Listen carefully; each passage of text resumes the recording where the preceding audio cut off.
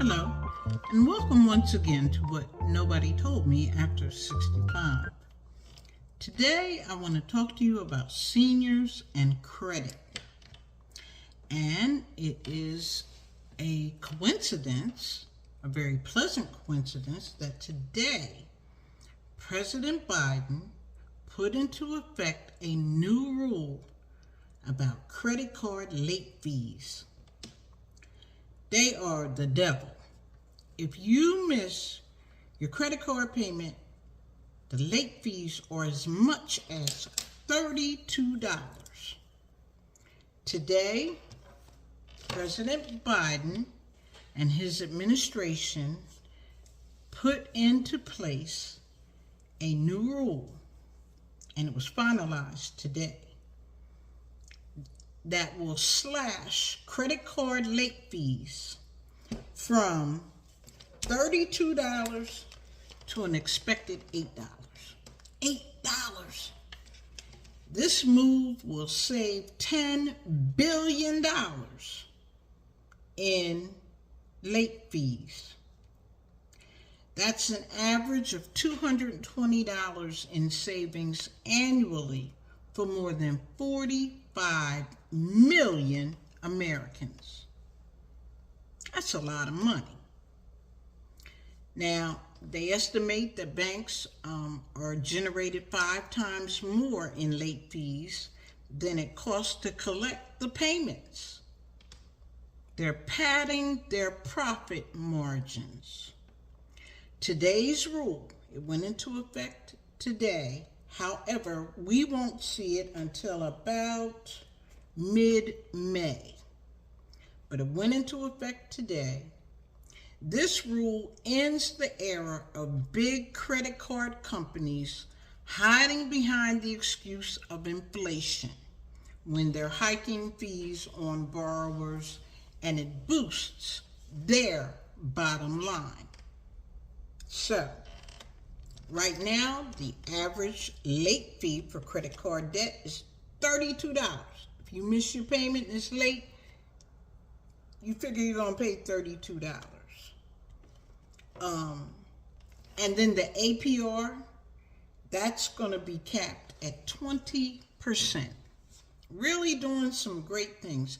Yes, he's running for re-election, so we're seeing all kinds of wonderful things taking effect, but let us not look a gift horse in the mouth.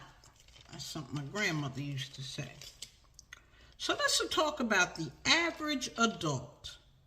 And I'm not even talking seniors, but the average adult carries about $104,215 in credit card debt. That includes mortgages, auto loans, student loans, and credit card debt. The average credit card, your outstanding balances on the average credit card, is $7,951. And believe it or not, credit card is the main source of debt. Here's how it breaks down. Credit cards, 28%. Car loans, 12%. Medical, 7%. Home equity loans, 6%. Personal education loans, 5%. And then educational expenses for family members and children, 3%.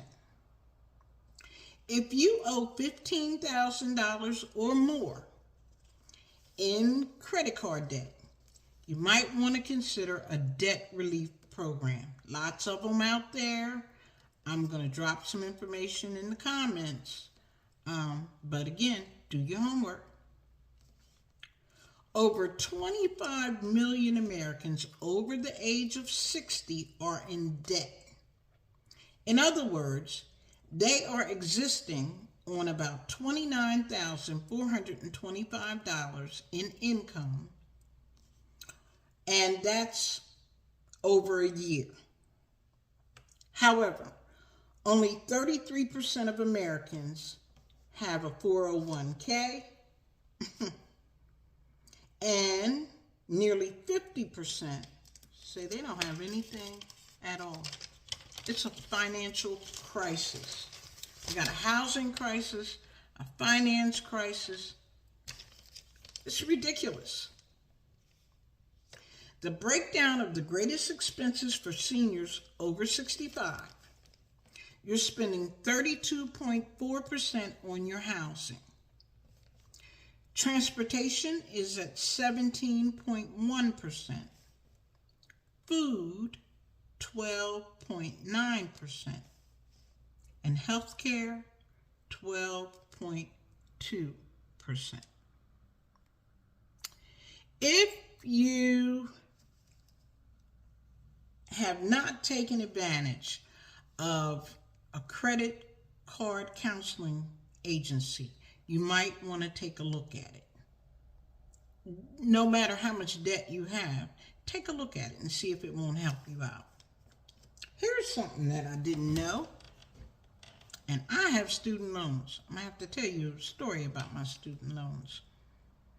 I went back to school late because I raised my children, had gotten divorced, was living on my own, and I knew that I needed to go back and finish my degree. So I went back and got an associate degree and a bachelor's in business administration right around the time my first granddaughter was born. I was in debt up to my eyeballs. However, I needed a master's degree. So immediately after finishing my business administration degree, I immediately went straight into the master's program. By the time I finished the master's program on a part-time basis, my granddaughter was about 5. Okay? I had told my children that I wasn't paying anything on student loans. I was still working, but I just didn't have it. But I needed the degree in order to move into a better income bracket. My granddaughter is now 25 years old. That same granddaughter, 25 years old. And in interest and fees, I have amassed over $200,000 in student loan debt. I'm never going to be able to pay it off. I didn't make but a few payments, and so when they came out with the debt for student loan forgiveness programs, I didn't qualify.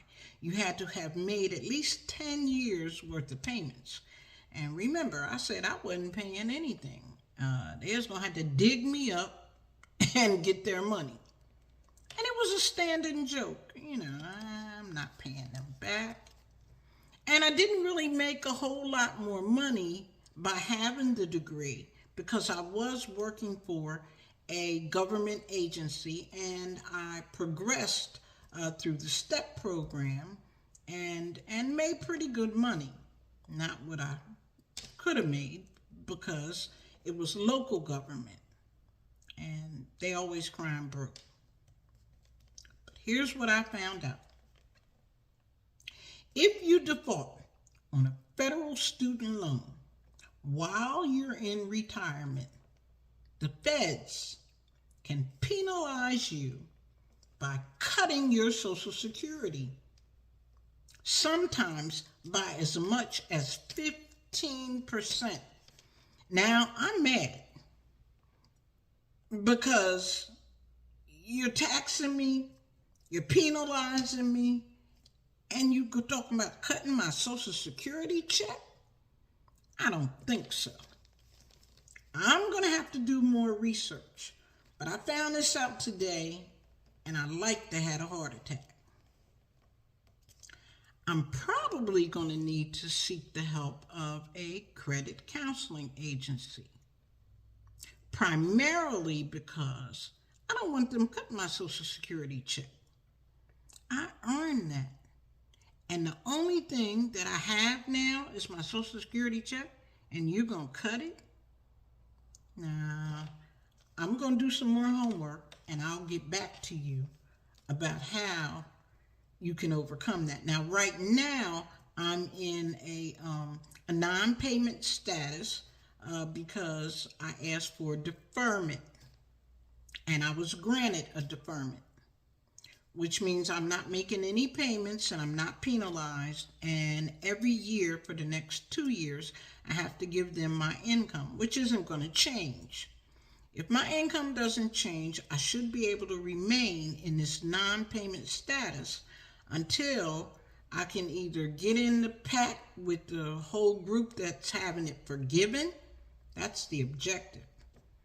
Or I can get it cut down, because I did work for a government agency. If you work for a government agency and you made a number of payments, 10 years worth, they would forgive it anyway. But I was never able to make any payments.